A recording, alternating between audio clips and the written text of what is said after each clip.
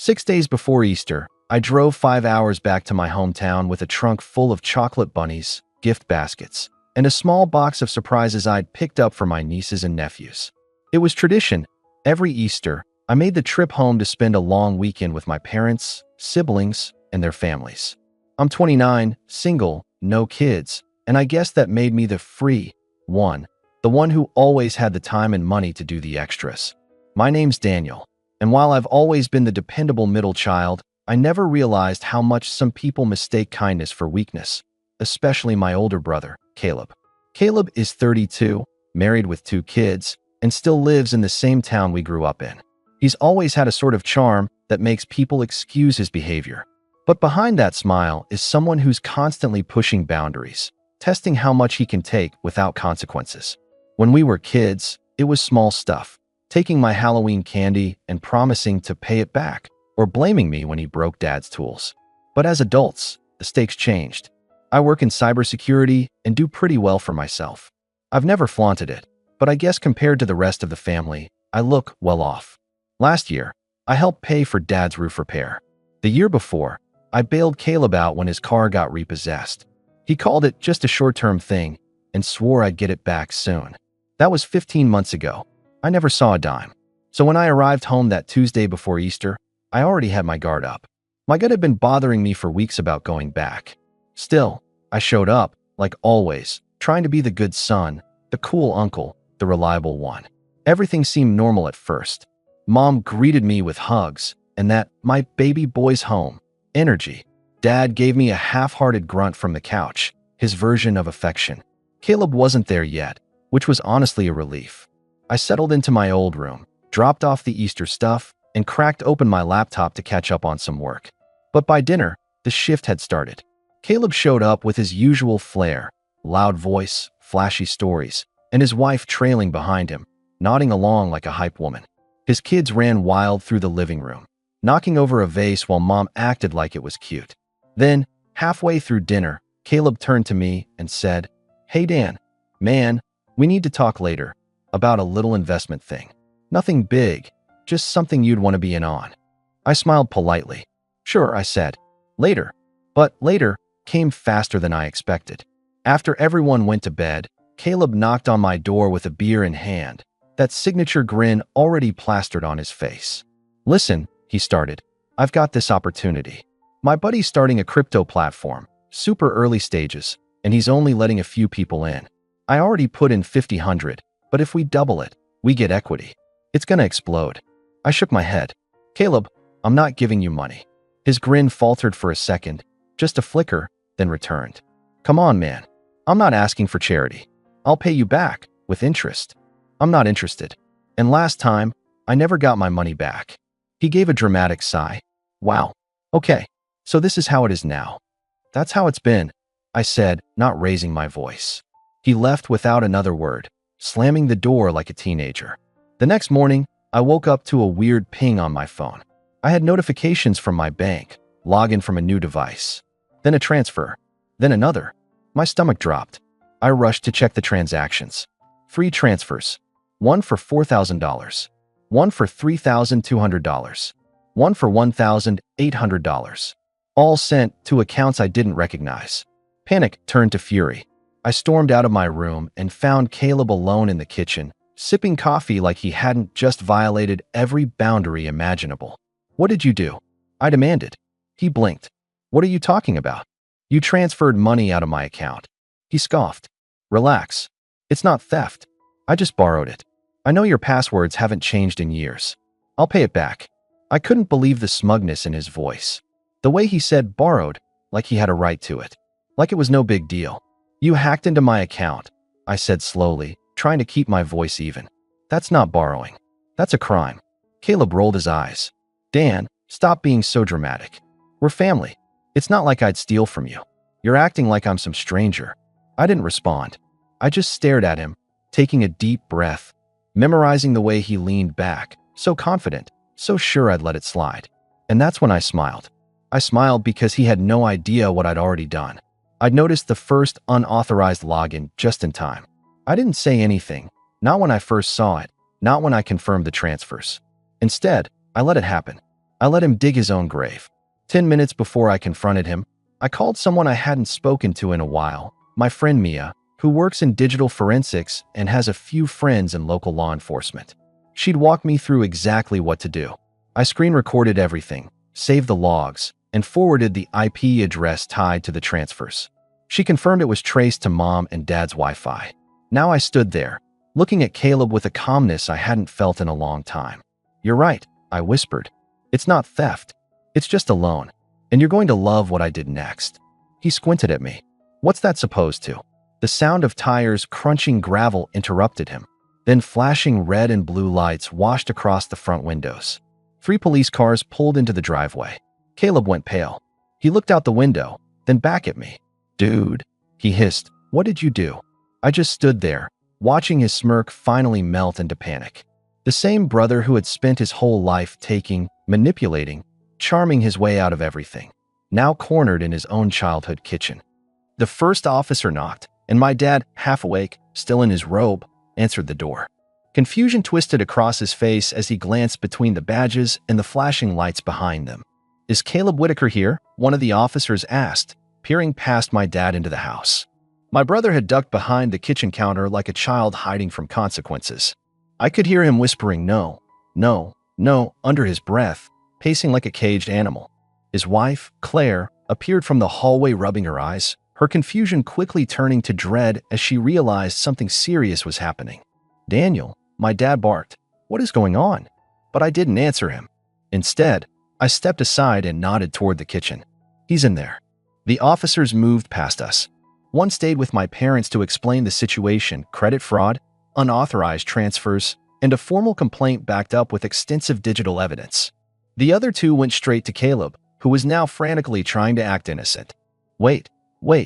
This is a mistake. We're brothers. It was a misunderstanding." I leaned against the doorway, arms crossed, watching the scene unfold. "It's not theft," he kept repeating. "I just borrowed the money. It's a family thing." One officer was calm but firm. "Sir, accessing someone's bank account without permission and transferring funds, regardless of relation, is a criminal offense under state and federal law. You're being detained for questioning." Claire started crying. My mom screamed my name, and my dad just stood there, stunned, shaking his head like the world had flipped upside down. As they cuffed Caleb, he twisted his head around to glare at me. "Are you seriously doing this to me? You're going to ruin my life over a few grand?" And that's when I finally snapped. The months of being guilt-tripped, the years of silent disappointment, the constant backhanded comments, and the latest betrayal, it all hit at once.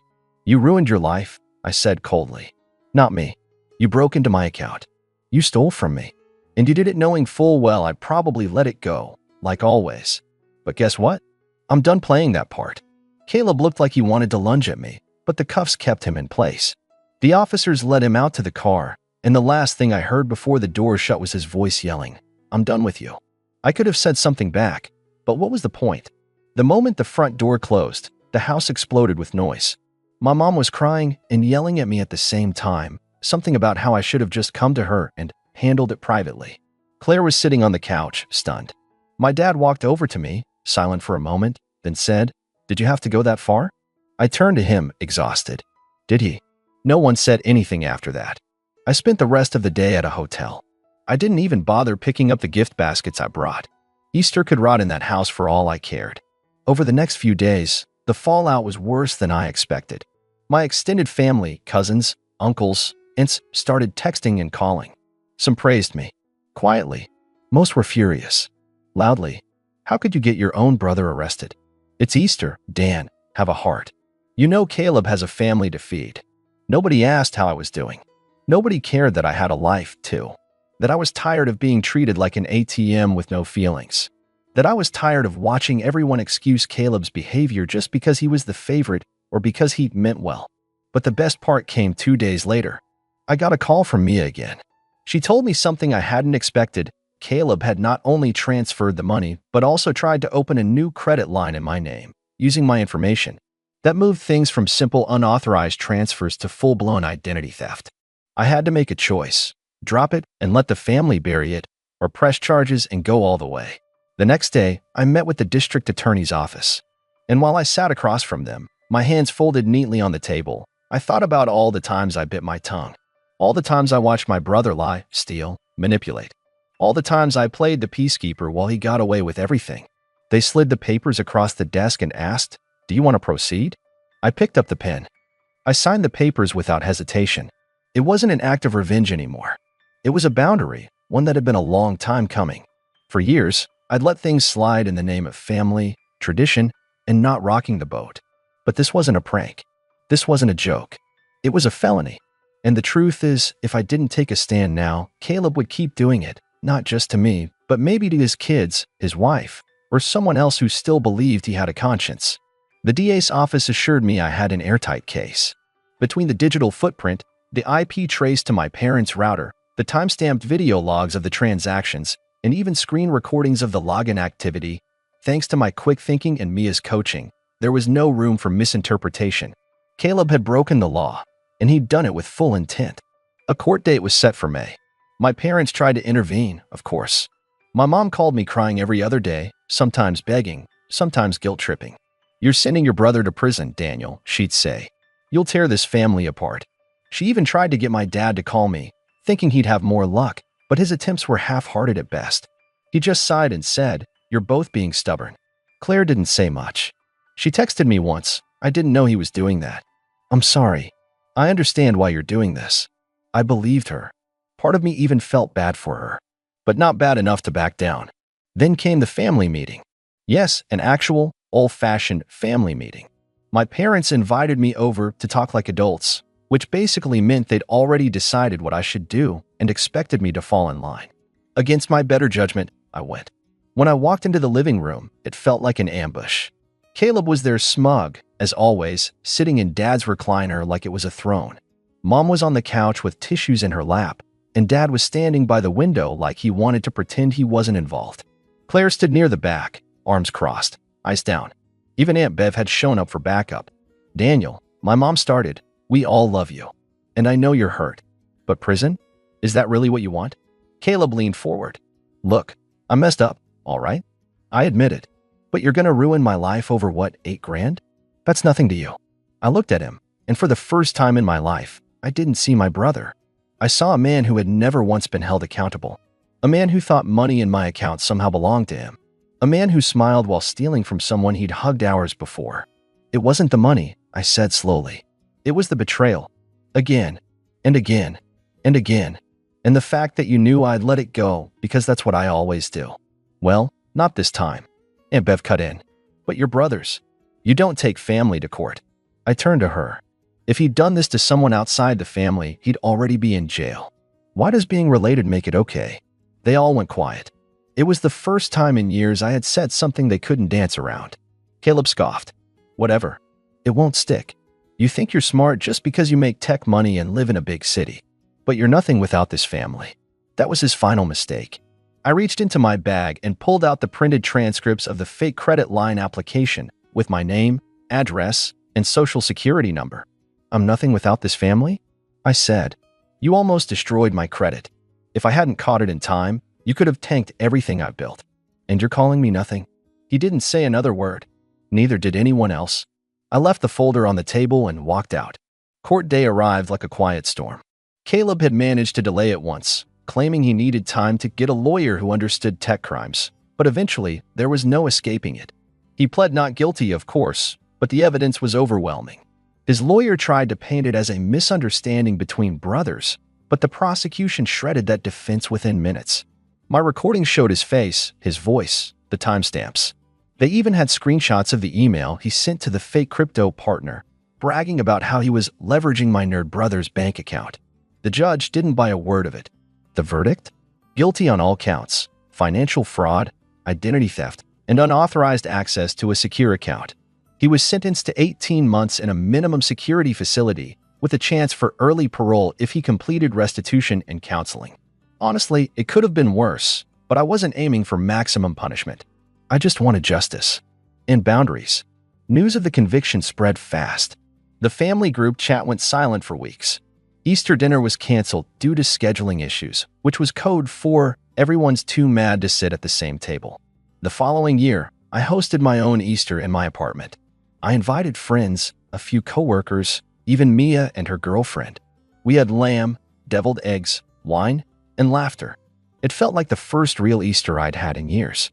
3 days after the holiday, I got a card in the mail. No return address. Just a short note inside. Guess you finally won. Congrats, Caleb. I tossed it in the trash. Because this wasn't about winning. It was about finally walking away from a cycle that was never going to change until I broke it. And I did. I'm not saying it was easy. I still get the occasional call from my mom begging me to visit. But I haven't been back since. I send my nieces and nephews' birthday gifts in the mail. I text Claire on holidays. That's it. Some people think drawing a line with family is cruel. But sometimes, drawing the line is the only way to remind yourself where you end and where they don't get to cross anymore.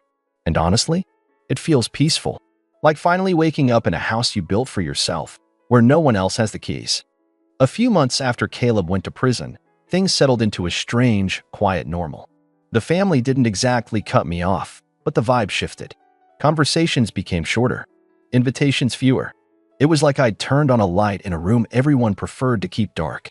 No one wanted to talk about what happened, but they all felt it. Every birthday, holiday, and family update came with this unspoken tension, like I'd broken some sacred code by refusing to enable Caleb one more time. But what really marked the end of it all wasn't his sentencing or the fallout, it was Thanksgiving. I got an invite that year, surprisingly. A group text from my mom, like old times, hope you'll come home. Things are different now. I almost didn't go. I stared at that message for a long time, but something inside me wanted closure, or maybe just confirmation that I hadn't burned a bridge. I just walked off of it. So I drove back. Same old house. Same peeling paint on the porch railing. Same dent in the mailbox Caleb had backed into 5 Easters ago. When I walked through the door, everyone looked up at once. It was like the room had frozen. Then my youngest niece ran up to hug me, breaking the tension with a squeal of Uncle Danny. The adults followed awkwardly, each nod or smile just a bit too tight. Dinner was fine. Quiet. Not the usual chaos. Caleb obviously wasn't there, still serving time. His wife Claire was, though. She sat beside me, thanking me under her breath when no one else could hear. And after dessert, my mom finally broke. She pulled me aside, hands shaking as she handed me a worn envelope. I don't expect forgiveness, she said, but I need you to read this. It was a letter from Caleb, written in messy block print, dated a week earlier. Inside, he admitted everything. Not just the theft, but the pattern, the lies, the manipulation. He didn't excuse it, didn't ask for pity. He just said, you were right to press charges. I didn't think you'd do it, and I guess that was the problem all along. I thought I could always get away with it, especially if I smiled while doing it. There was no grand apology. But for the first time in his life, Caleb took responsibility. That was enough for me. Not to erase what happened, but to close the chapter. I handed the letter back to my mom. I appreciate you showing me, I said, but I'm not coming back here for a while. She looked like she wanted to argue, but she didn't. I said goodbye to the kids, hugged Claire, and left without looking back. And that was it. That was the last time I set foot in that house. From there, life moved forward. I bought a place of my own, a cabin about 2 hours outside the city, quiet, clean, surrounded by trees. I started spending holidays with friends, coworkers, even neighbors. People who respected boundaries. People who didn't see kindness as something to exploit. Caleb got out early, around the start of the next year. He sent me a single text, out. Hope you're well. I never replied. Not out of spite. Just because that part of my life was over. I'd spent years thinking being a good brother meant always saying yes. Always smoothing things over. Always forgiving, no matter how deep the cut. But now I knew the truth. Being a good brother didn't mean enabling a bad one. And sometimes the bravest thing you can do for yourself and your family is to stop being their safety net. Let them fall. Let them see what the ground feels like. And let them figure out how to stand up on their own. My name is Alex, and this story is about the moment I realized my parents never really saw me as their son, just as an afterthought. A backup plan. Someone they could exploit whenever it suited them. I was 22, studying abroad in Germany on an exchange program, living what I thought was the best year of my life. I had worked my ass off to get there, years of part-time jobs, scholarships, and late-night study sessions. But the thing I was most proud of? My car. It wasn't just a car. It was my car. My dream car.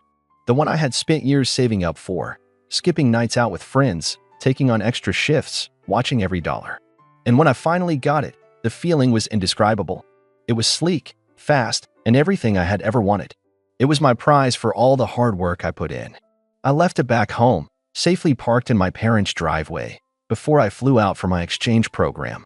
I even asked them to start it once in a while, keep the battery from dying. They said sure, no problem.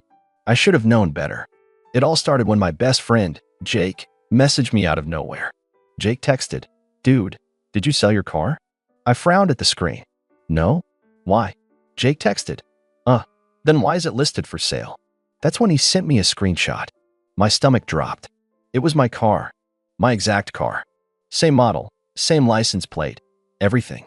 Up for sale on some local Facebook marketplace listing. The price? Way too low. At first, I thought it had to be a scam. Some weirdo using my pictures to bait people. But then I noticed something: the location. It was listed in my hometown. My heart started pounding. I immediately called my parents. My dad picked up. "Hey, Alex, how's Germany?" His voice was casual, like nothing was wrong. I didn't waste time. "Why is my car listed for sale?" There was a pause. A long pause. Then, my dad cleared his throat. "Oh, we needed to talk to you about that." My hands clenched into fists. "Talk to me? You already put it up for sale." Another pause. Then, my mom got on the line. Her voice was sickeningly sweet. "Honey, don't overreact. It's not a big deal." "Not a big deal? Not a big deal. It's my car." I snapped. I never agreed to sell it. What the hell is going on? That's when they hit me with it. "Well," my mom said, like she was explaining something completely reasonable, "your cousin Ethan ran into some financial trouble. He had some debts to pay off, and, well, you weren't using the car anyway, right?" I swear, my vision went red for a second. "Are you kidding me? You're selling my car to pay for Ethan's debt." "Not selling," my dad corrected. "It's already sold." Everything went quiet in my head. I felt like I was outside my own body, watching this happen. "You already sold it?" My voice was barely above a whisper. My mom sighed like I was being dramatic. "We didn't want to bother you with it. You're so far away, and Ethan really needed help. Family takes care of family." I wanted to scream. Family? They were talking about family? The same parents who had never once helped me when I needed it?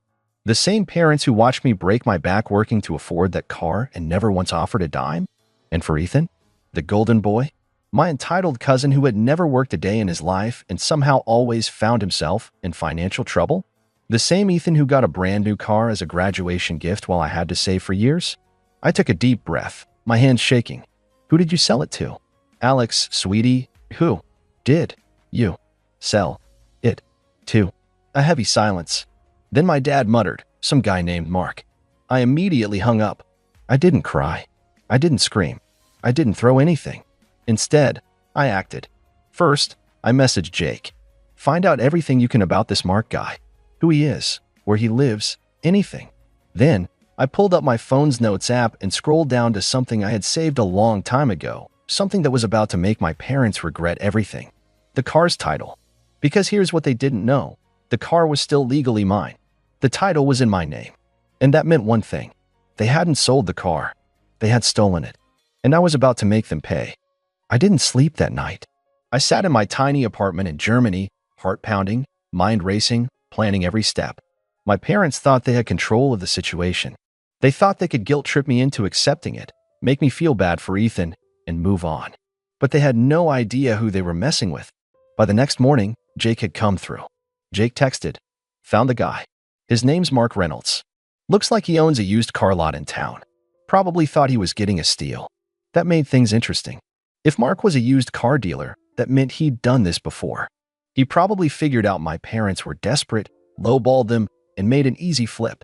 But the fact that he bought it meant there was a paper trail. I smiled to myself. Good. That'll make this even easier. I pulled up my phone and made my first call to the DMV. After confirming my identity, I explained the situation. I'm the legal owner of a car that was sold without my permission. I have the title. The car was stolen. The lady on the phone sounded skeptical at first, but when I emailed her a scan of the title with my name on it, her tone immediately changed. "Sir, you need to file a police report immediately. The car is still legally yours." That was all I needed to hear. I hung up and immediately called the police department back home. I kept my tone calm, professional, and direct. Hi, I need to report a stolen vehicle. I have the title in my name, but my parents sold it while I was out of the country. The officer on the other end hesitated. Sir, do you have proof that you didn't authorize the sale? I had anticipated this. I have text messages with my parents admitting they sold it without asking me, plus the title in my name. I can email it all over right now. All right, send it over. We'll take a look. It took less than 2 hours before I got a call back. This is Detective Harris. I just went through the documents you sent. Based on what I'm seeing, you have a pretty strong case. Since you never signed over the title, the sale wasn't legal. The car is still yours. I exhaled. So what happens now? Well, the detective said, we're going to treat this as a stolen vehicle case. We'll notify the current owner that they're in possession of stolen property. If they cooperate, we'll facilitate the return. If not, they could face legal consequences. That's when I got another idea. What happens if the buyer refuses to return it? I asked. Well, technically, if they knew it wasn't legally sold, that's fraud. Even if they didn't know, they still have to return the car. But the detective paused, as if debating whether he should say the next part. If they try to make you pay to get your own car back, that could be considered extortion. I grinned. Good to know. I spent the rest of the day waiting, heart pounding every time my phone buzzed. My parents hadn't called or texted since our last conversation, which told me one thing. They knew they messed up.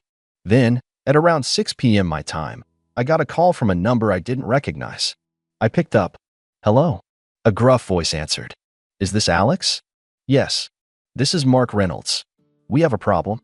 I leaned back in my chair, pretending I wasn't enjoying this. Oh, what kind of problem? There was a pause. Then, in an annoyed voice, Mark said, the cops just showed up at my dealership. They're saying the car I bought is stolen. I feigned concern. Oh, wow. That's crazy. How did that happen? Another pause. Then, irritation crept into his voice. Your parents told me they had permission to sell it. Yeah, they lied. Mark let out a frustrated breath. Look, kid, I already paid for this car. Your parents took the money, I have a bill of sale, and now I'm being told I have to give it back? That's not how this works. I smiled. Actually, it is. The sale wasn't legal. You never owned it. There was a long silence on the line. Then, Mark sighed. All right, I'll return it. But there it was. The but. I want my money back, he said. Plus, I already put some work into it. New detailing, a small repair. I'm at over $8,000. If you want the car back, I need that covered. I nearly laughed. So he wanted to play it that way, huh? I kept my voice calm. You want me to pay $8,000 for my own stolen car? You're getting a car back that I legally paid for. I'm not running a charity. I let that sink in for a second. Then I said, let me think about it. And I hung up. I wasn't going to pay him. Not a single dime. But I wasn't done yet. I had one more call to make. It was time to deal with my parents. I took a deep breath and dialed my mom's number. It didn't even ring twice before she picked up. Mom, Alex. Thank God. We need to talk. I leaned back in my chair. Yeah, we do. She hesitated, probably thrown off by my calm tone. Look, honey, I know you're upset, but you need to understand the situation. Here we go. The gaslighting. Mom, your cousin was in trouble. It was an emergency. We had no other choice. I let her talk. Let her dig the hole deeper. Mom, and honestly, sweetheart, you weren't even using the car. It was just sitting there, wasting away. Ethan needed help, and we figured you'd understand. We're family. Oh, the classic, we're family guilt trip. I decided to hit her with the facts.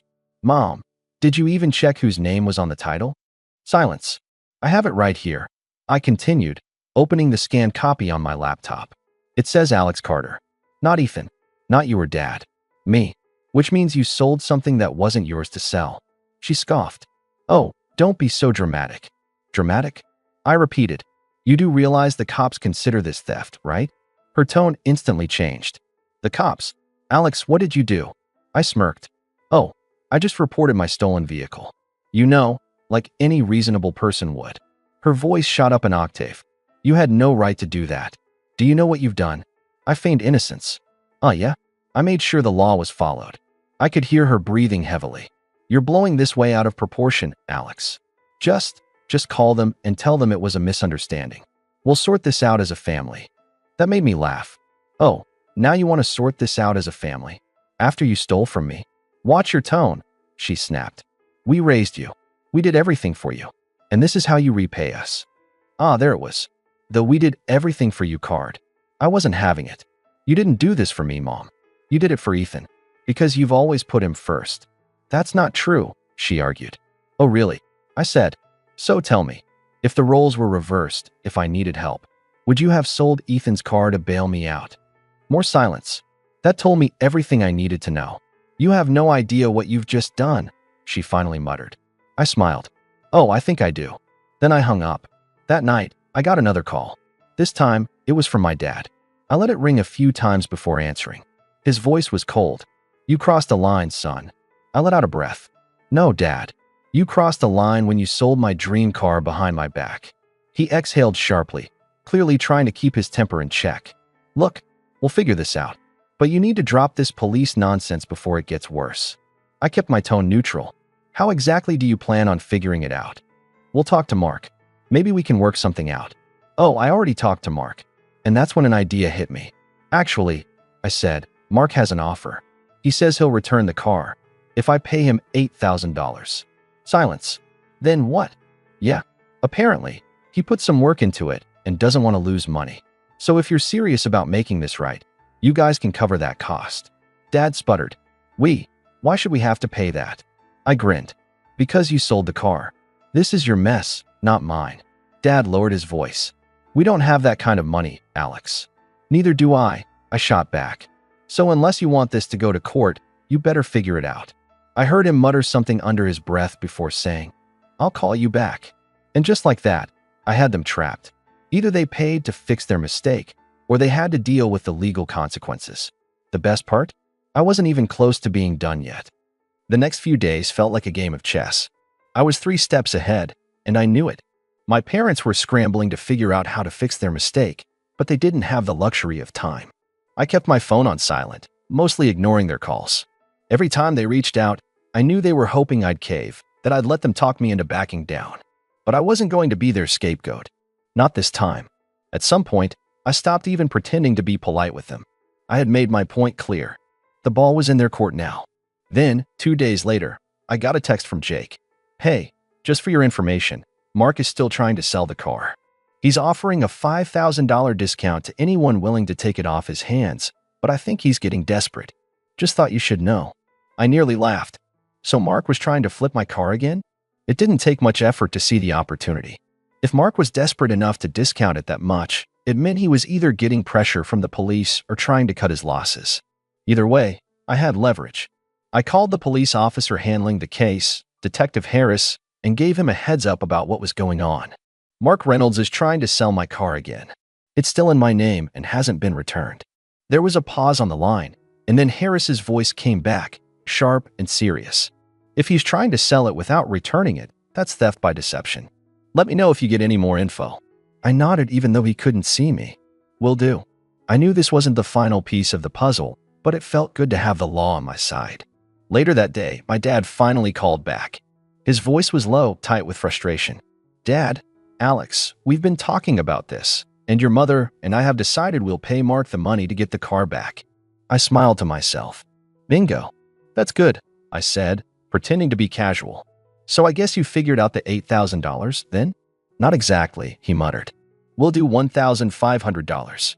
Take it or leave it. I blinked, a little taken aback. $1,500? For a car that's worth at least $10,000. We're already going above and beyond here, Alex. Don't push it. I couldn't believe what I was hearing. They sold my car, didn't even ask me, and now they were offering me half of what was needed just to get it back? Dad, I'm not negotiating here. I'm not paying Mark a penny for a car that was mine to begin with.